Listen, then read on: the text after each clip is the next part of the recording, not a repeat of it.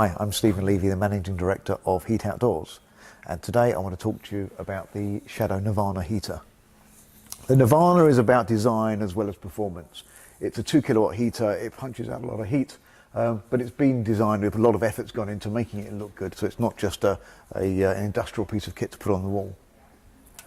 One of the things you'll notice is the lamp inside the unit. Now, in every other heater we produce at Shadow, we use a tungsten element, which means it's got a piece of tungsten running down the middle of it, and that produces a very intense shortwave heat.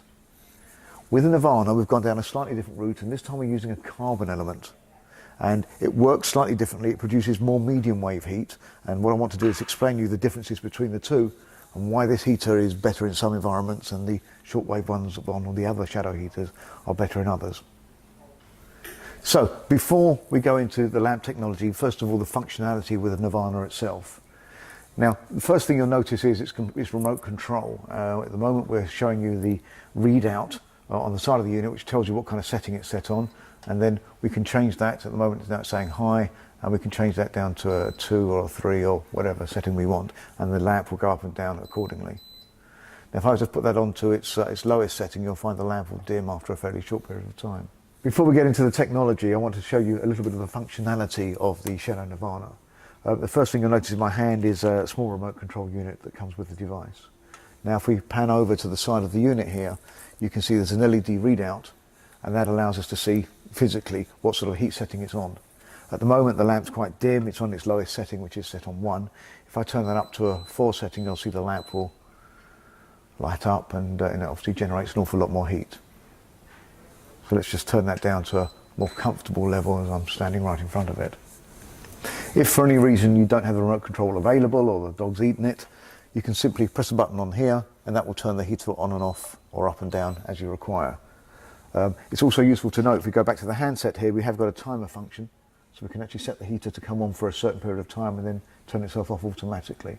And finally, the unit is IPX5 rated. That means you can put it outdoors, mount it on a wall and use it in thunderstorms or whatever you like, but the weather isn't going to affect this unit. You just put it up and leave it up. Now I think it's important that we talk about the technology that's going on in here. In here, as I said earlier, we've got a carbon lamp. This in my hand is a normal tungsten lamp, which you'll find in 95% of outdoor heaters. This gives out shortwave heat. Whereas this particular lamp is carbon, and that gives out a combination of short and medium wave heat. Now the difference is that with shortwave here, it only heats the people, it doesn't heat the air. Whereas when you're using this type of heat that's medium wave, it heats the air as well as the people. And that gives a much softer, nicer heat when you're kind of in an indoor or an environment where the air is not moving around. So if you're under a canopy with some walls, if you're in a conservatory, if you're in anywhere where the air is not blowing through, this is a really, really nice way of heating the room because it will heat the air as well. If you're in an environment where the wind is blowing, you're outdoors, you're on a street, you're in a garden where the air is moving through, then this isn't going to be as efficient and you need to use a conventional Shadow heater with the shortwave lamp in it. The Shadow Nirvana, it comes in 2 colours, the black unit that you've seen up here and then the silver version here. They're both made a matte paint finish and quite a solid metal construction. They really are designed beautifully, and I think in the future this is the way the heater market is going to go. Not only do they promote a lot of heat, but they are quite sexy and will look good in a designed environment.